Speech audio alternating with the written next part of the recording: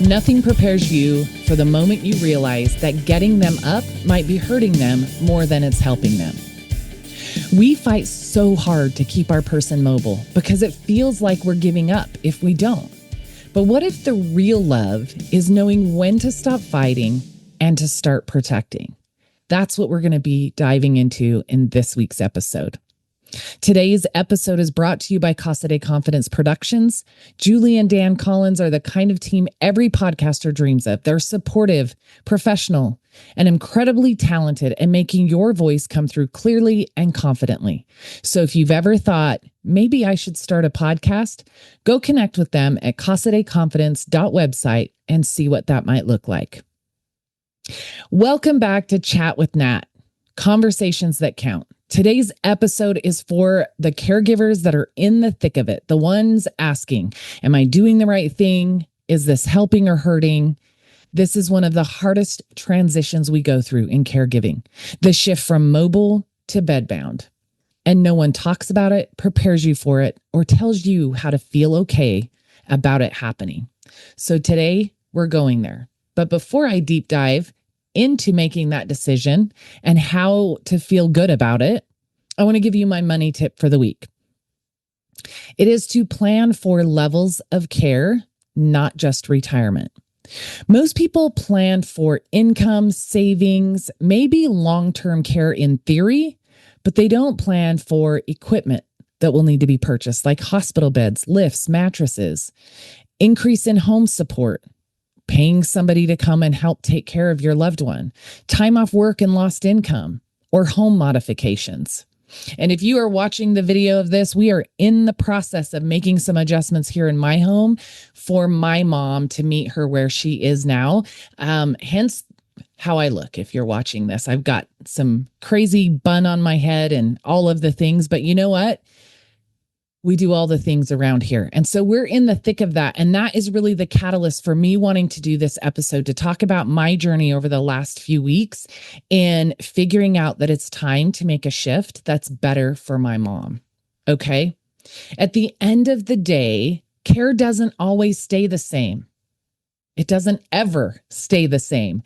And your financial plan shouldn't either. If your plan does not account for progressive care needs over time, it is not complete. So message me plan and let's fix that. You can message me directly through the show notes, of course, and I'm happy to have a conversation with you and talk about what you need to put in place, or reaffirm that the things you have in place are going to cover the things that you might need in the future. All right, so let's get back to this week's episode. The reality that nobody talks about. We're conditioned to believe that movement equals life and bedbound equals decline or giving up. But in caregiving, that's not always true.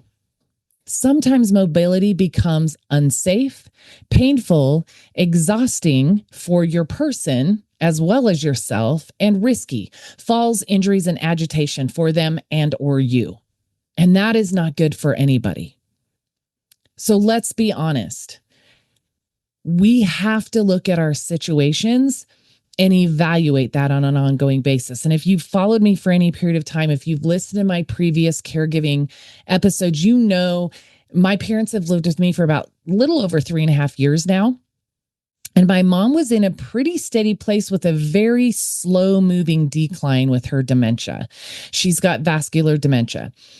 But about 6 months ago, we had a massive decline, and it was literally almost overnight. Since then, we've had to buy all kinds of medical equipment in our home to make sure that we can take the best care of her in the most safe way possible. We have had 2 hospitalizations. We have had multiple medication shifts, and it's been a lot. And the truth is that my mom during this time has had a steady, continual decline, both mentally and physically. Now, we have home health that comes in. We worked with a speech therapist for a while for some food therapy so that I could learn how to, my mom still eats the foods we eat, but how can I prepare them in a way that are easy for her to eat so that she won't get frustrated and not eat as much as she should. Okay. So we graduated from that, but we still have physical therapy. We have an amazing nurse that comes every week. Discovery Home Health is who we use here in the North Texas area, and they are absolutely amazing. So shout out Discovery. We appreciate you more than you know. So in addition to that, I have a very good and ongoing communication and relationship with my mom's primary care physician. Those are areas you should focus on as things increase, as things decline. What resources do you have that you can pull in and utilize to help manage whatever's going on in your caregiving journey for your person, but also for you? I really requested home health because I wanted to know, do I have things set up right? Are there things I could do differently? Am I doing things in a safe way? Are there risks in my home that I don't see or realize? And so they have come in, helped me modify some things, made recommendations for equipment and things that we've purchased that have made a huge difference in caring for my mom. And they are amazing. But here's the truth. With that steady mental and physical decline my mom has continued to have, I have already shifted from giving her a full shower. We modified a bathroom a couple years ago. I can get in there with her without getting wet, and I can get her all cleaned up. Last Sunday, when I gave her her shower, I said, this is the last one. I was so on pins and needles the entire time, worried about her because of the lack of strength in her legs to hold herself up. And I cannot fully lift my mom. She weighs more than I do. Now, that being said, all the safety features are in there, but if I can't hold and always navigate my mom in the best way when she's dry and clothed, how am I going to do it when she's wet in a shower? That's it. I'm not.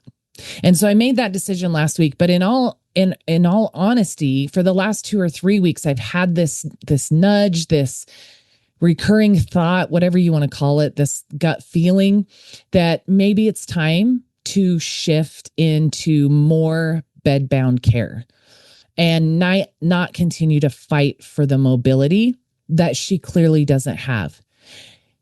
Just to get her up in the morning and out into the living room in her chair is on a good day about a 30-minute process. It wears her out. It wears me out. And on more difficult days or days where she's even less capable or cooperative, not in a combative way, but just unable to cooperate, it can take 45 minutes or an hour. So think of that multiple times a day. Think about having to navigate the body of somebody that you can't fully lift, but is solely dependent on you for their support and safety, and starting to realize that it's not fully safe for yourself, right? Because I will throw myself in front of my mom to save her for injury and risk my own health, my own injury, if that be the case. And there have been a couple times I've done so, and thank goodness I haven't gotten hurt. I clearly saved her from getting hurt, but I haven't gotten hurt. But the reality is, if that were to happen, it would create a ton of difficulty in our home. Yes, I have support. My son comes 2 hours a day, Monday through Friday, for respite care, so my dad and I can have some relief. My boyfriend lives here, and he fills in the areas that he can and supports us also. But if I, the full-time hands-on caregiver, is unplugged because of an injury, that's going to cause all different kinds of things to become necessary. Okay. And so the more and more I've sat with this, the more and more I've thought about it, I just realized I think it's time to make this adjustment. So we're moving my parents' bedroom up into the dining room, which actually closes off. It's never actually been a dining room. It's the formal dining room in my house. It was my office at one time. When my parents moved here, I turned it into a sitting room. Now we're going to switch it. The sitting room will go where their bedroom now is. Their bedroom will go off the living room for 2 reasons. One, I can see my mom all the time. It has double doors that open, so accessibility, getting in and out of their equipment, all of the things become easier. And emergency care, should we ever need it, very easy access. Also, even easier for our home health providers. So we're moving her up there, but also she's out in the middle of what's going on in our home still. Even if she's not participating the way that she has in the past, she's out there. We can interact with her regularly. I'm going to put one of the lift recliners in there where my dad and I can sit with her. We can read to her. We can feed her, all of the things. And so that's our project we're going through here this weekend at my house. I don't know how much of that I mentioned earlier in the episode, but that's what we have going on. It became apparent that it was the time. And so I talked to our home health professionals. I talked to my mom's primary care physician. I talked to my dad. I talked to my brother, and I talked to my boyfriend. Those are the hands-on people involved in overseeing or participating in my mom's care on a daily basis. And the truth is, it's the right direction to go. So I spent the last 24 hours ordering a whole bunch of things to make bed care easier for my mom, for me, to avoid bed sores, to have a new dresser cabinet that I can put all of her supplies in, a bedside table similar to what they have in the hospital that makes having everything right at my fingertips very easy, all of the things. And I am really excited about this shift. That's what's interesting. Like, so many times as a caregiver, something has come up. There's been a shift. There's been a change. Something needs to happen. And I think there's a resistance for me because I know it means we're advancing. And advancing in vascular dementia is not a positive thing. Okay. Advancing in my mom's disease means declining in life. Okay. And so, of course, there is a resistance in me. And yet, every time we move through it, in so many ways, there is so much relief and peace found in actually making the transition that's necessary. And so I'm kind of in that peaceful place right now with this. And especially knowing that everybody that supports this process for her and me is 100% on board and in agreement. Okay, so let's talk about some of the signs it might be time to consider bedbound care. Okay, I am not diagnosing anything. I'm trying to gently speak in a way that shares some information with you, because this is an emotional and difficult process and decision to make. But some of the things you might see is increased resistance or confusion when moving. That is 100% present for my mom. Physical strain on you when lifting and transferring, 100% present for me. Frequent near falls or instability, every single time, every single day. Extreme fatigue after minimal movement, 100% present in my mom. Pain signals, verbal or nonverbal, every single day. Cognitive decline, making instructions impossible. 100% present. You know, I follow, I have a friend, Jessica. We've become friends over the last couple of years that I followed her in her journey in caretaking for her beautiful mother that she shares on social media. And there was one time that she made a video or something, and I think she said, if you know, you know, but she was talking about calling her mom by her first name. And I don't know if what I know now is the if you know that she intended, but I think it is. And that is that to get my mom's attention, to get any kind of instructions or communication to happen, I have had to start calling her by her first name. And she'll snap and look at me immediately. Now, whether or not she can fully engage to do whatever it is I'm trying to help her with or ask her to do, that's another process. But the best chance I have is when I call her by her first name, Ivani, and get that eye contact with her. So it's something that, again, I don't know if that's what Jessica meant, but I'm telling myself it did because it made me chuckle. The first thing I thought of when I started doing that with my mom is that reference she had made in the past. But you guys, it's so important to realize it is no longer about what they used to be able to do. It's about what is safe and, most importantly, what is kind right now. It is not kind to put my mom through what we put her through. And that is what I've learned. Now, we haven't continued to do it from a place of being unkind. We thought we were doing it from a place of love to keep her mobile, to keep her active, to keep her in the center of everything. But the truth is, week by week, we're seeing significant declines. And it's no longer kind to keep pushing her like that. And in all honesty, I'm going to say it's no longer kind to me either. I am so tired of feeling horrible at the end of the night after a difficult time putting her to bed, of being overwhelmed in knowing how hard this is for her and feeling how hard it is for me simultaneously.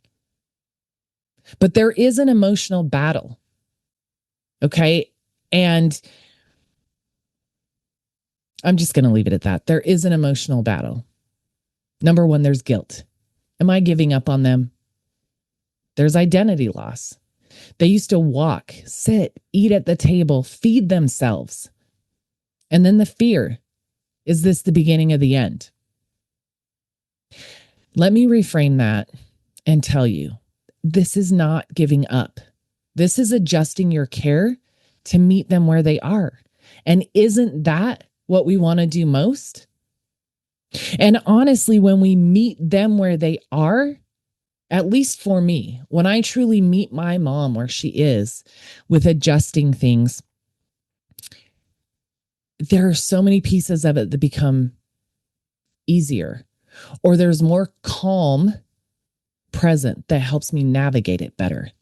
Hopefully that makes sense to you guys. But the truth is, what loving them well looks like in this season is providing comfort instead of looking for capability, safety over pride, and peace over pushing. Oh my goodness, that's it for me right there. Peace over pushing. Now, yes, my mom being bedbound, there are a lot of difficult things I have had to do, especially the last 6 months, but over the last 3.5 years that she's lived with me, that will go away. But this job is not about to get easier. It's about to be it's either going to continue to be as difficult as it is, and I think in some ways become more difficult because there are additional things that come with bedbound care, and difficult in the sense of more time to do things. But I think the physical strain and the frustration for her and I both, and the safety issues going away, are paramount in this decision process. And so we will pivot, we will adjust schedules. I own my own business. As you know, I'm in finances, and that's why every episode I talk a little bit about money, especially when it comes to caregiving, because we are not prepared. We are not prepared for our own retirement, let alone for caring for somebody else. Okay. So that is what I do. And I always talk about it because it's so important. There is nothing worse than as a caregiver trying to figure out how you're going to pay for it. Because when you're caregiving, it's not about wants, it's about needs. And if you don't have the resources, it is a horrible feeling. I am blessed that my parents have the resources, but I talk to and work with people all the time who do not. And I know that that is a heavy weight for them. So at the end of the day, this shift means juggling my schedule probably a little bit differently for my business versus caregiving, reassigning some roles compared to what each one of us has had in the past. And all of that's okay. We figure it out as we go, right? Caregivers, we figure it out as we go. We are resilient. And if nobody's ever told you that, I'm telling you that. If you are a caregiver, you are resilient because you are overcoming every single day. But I want you to remember that bed becoming a place of care is not defeat. More presence means less pressure.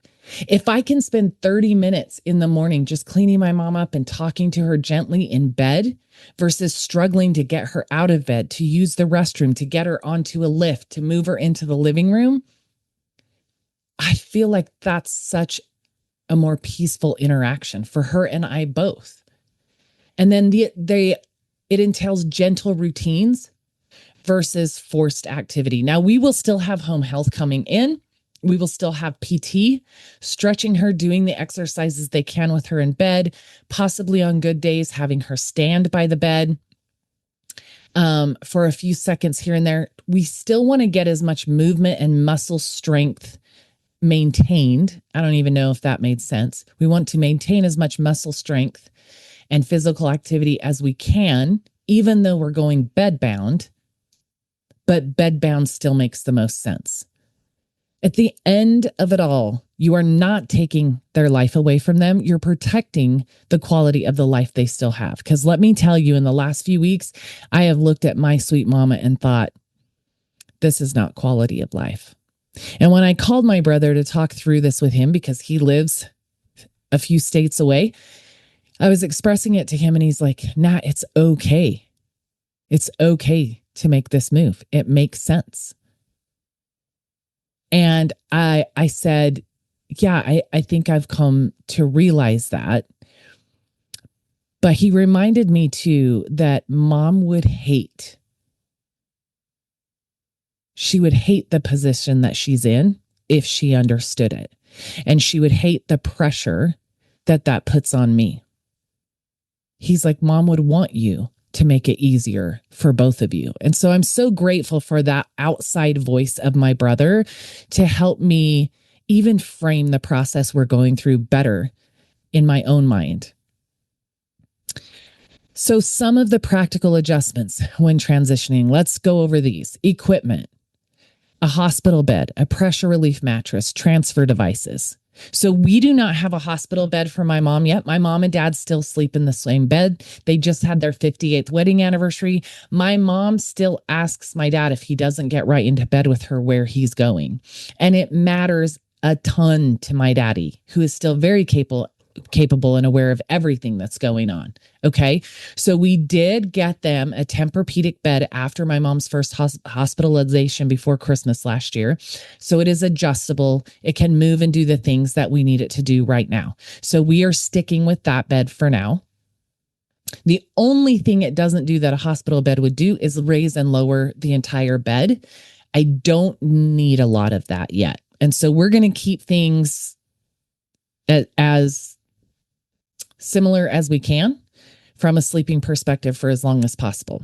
Okay. Now I did just purchase them a queen size. They sleep in a queen size bed, but a queen size automatic adjusting pressure relief air mattress. It's a topper and it will adjust the air on the whole bed, but especially under my mom, it will adjust the air, which will move and shift her weight to help prevent bed sores. Now, I'm still going to have to move her rotator and things like that, but that is going to be a huge help. And then transfer devices. We already have a standing frame. So for days that are better days, we can still get mom out of bed, put her on the standing frame, but I can get her straight from the bed onto the frame and then straight from the frame onto the recliner in the living room. And so we will still utilize that, but those kind of things are important. And I can tell you for the Tempur-Pedic bed we got, the pressure relief mattress topper I just got, and the transfer device, we've spent about, oh my goodness, close to $9,000. And that's why I'm talking about being prepared financially for these things is important. On top of that, you're going to need preventive care. I have already been, my nemesis in caregiving, pressure ulcers on my mom's bottom. I have had all the cushions. I have rotated her. I've adjusted her. I do all the things and still they are my nemesis. I will get them healed. They will look great for a week or two and then back they come. And so I'm going to be facing that at a whole different level for body bed sores. And it's important to have the right things. Oh my gosh. And if you need recommendations, again, my friend Jessica shared so many information in her videos. I wrote everything down. I made lists. And when the time came, I purchased everything. So I had it in stock. Okay. But you need skincare and pressure sore products to help you. And you need a repositioning schedule. So whether they're sitting a lot, whether they're in bed laying down a lot, you need a repositioning schedule to properly shift their weight. Even though my mom now has a air adjusting cushion on her chair as well, which is helping a ton. But that can't do all the work. And so we still shift and move her even when she's sitting. We'll be doing that in bed. And then we need new routines. What does hygiene look like? What does feeding look like? What does dedicated time to interact with her look like? For me, those are the things I'm thinking about, but you need to be thinking about that for your person. My mom is now getting bed baths. And even when I was showering her once a week, she was getting bed baths 2 to 3 times a week outside of that, usually every other day. And then, washing her hair in bed. Again, if you have questions on this information, please reach out to me for a conversation. I would love to share other things I've learned from the amazing caregivers and caregiver support companies and organizations that are out there who have poured into me, whether they knew it or not, over the last 3 years that my parents have been here. I would love to share that information with you. And actually, I am working on putting together a guide of some of this information. And so that link will be shared on my social media and in my future podcast show notes so that you can access it if you need it. But feel free to reach out to me and I can get your information and send it to you when that's ready as well. But you guys, this is where planning matters. These needs show up fast and they are not inexpensive. And again, like I said before, they are not wants. They are needs. They are absolute needs. Right now, my concern for my mom is not letting her fall, not letting me fall, not having both of us fall, right? But in the future, it's going to be making sure my mom is safe in the sense that she's not covered in bed sores, that she's comfortable, that she's clean, and that all looks different than it has so far. And the most important thing that I think I could share on this topic today is finding meaning in this stage. Things slow down at this stage. Moments are slower. There's deeper connections. There's eye contact, touch, and presence. And y'all, I had the sweetest interaction with my mama last night. I was getting up to get her nighttime pills and about to start the bedtime routine. And I just noticed she kind of had she was just kind of looking off. If you're watching this, I'm looking off right now. But she's just kind of looking off into the distance, not looking concerned or anything, just really focused, but also relaxed, if that makes sense. She was just looking in one spot, but just peacefully. And I thought, I wonder what she's thinking. And so I asked her. And my mom told me she was thinking about the other side. Now, my mom does not talk a whole lot anymore. But she said, the other side. And I said, like heaven? And she nodded her head. And we proceeded to have a little conversation. And I am positive the most beautiful interaction I've ever had with my mom. Let me just hold myself together here. I'm not going to go into the details of it because I will lose it emotionally. It was so precious. There was a moment where my mom just patted her shoulder and I put my head on her shoulder and she just patted my head. And there wasn't a lot of talking. She was looking at me and I would ask a question here and there. Again, she would nod her head or shake her head. She had a tear or two drip out of her eye, but it was just so sweet and so precious. And I didn't take that moment to freak out. Oh my God, my mom's talking about the other side. What does that mean? Does that mean she's leaving? No, but you know what? It was the first time I had a conversation with my mom that I told her that when she was ready to go, it was okay. That I would take care of Dad and we would be okay. And I think we still have a good amount of time before we actually face that.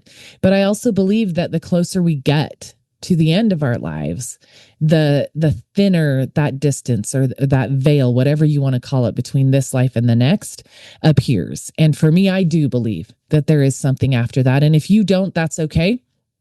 But for me, I do. And so this was a really special time with my mom.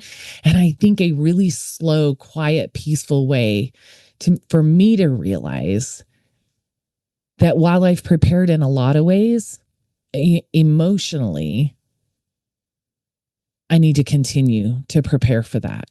And I need to make sure that my mom emotionally feels okay as we transition closer and closer to that time.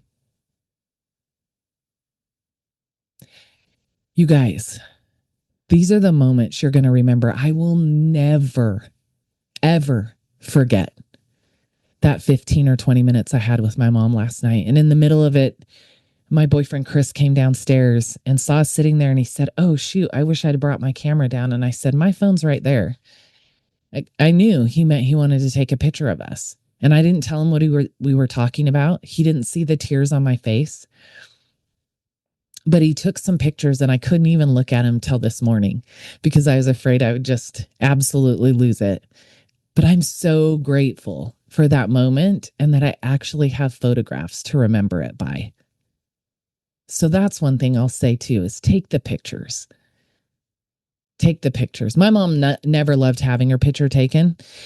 And I take her picture all the time. I take videos and I share it. Why? Because I think my journey can tell somebody else they're not alone. My journey or the things I've learned that I share can help somebody navigate their own. And I think my mom would want to make a difference for people. So that's what we do here. But just to have photos that you can treasure. I think a lot of people say, I don't want to remember them like this. I do. I want to remember my mom like this and how she was before dementia. I want to remember it all. And so those beautiful photographs I have from last night will be a wonderful part of that. As I wind down this episode, y'all, my hot take for this week is we've been taught that fighting harder equals loving more. But in caregiving, sometimes loving more means doing or pushing less.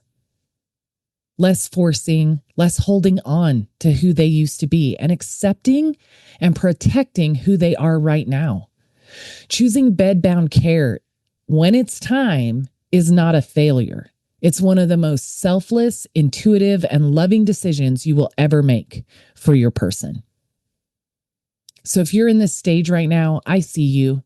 If you're questioning what's right, you're not alone. Talk to the professionals, the support team, your person's doctors, and get their input and listen to the people in your life who might be telling you that you don't have to push yourself and do so many of the hard things that are not great for you or the person that you're caring for.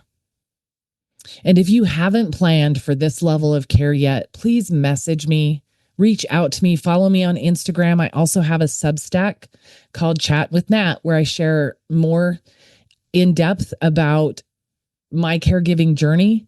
But you can reach out to me in either one of those places or through the show notes. My goal is to make sure that your family is protected financially and prepared for every single stage that might come for you in the future. Caregiving is hard enough, but your finances shouldn't make it harder. I want to thank you as always for joining me on Chat with Nat, Conversations That Count. If this episode spoke to you, I'm going to ask you to share it with somebody that needs to hear it, because these are the conversations that don't just change us, they change our families. Thank you again for spending this time with me. And until next time, protect your peace, protect your people, and protect your financial future.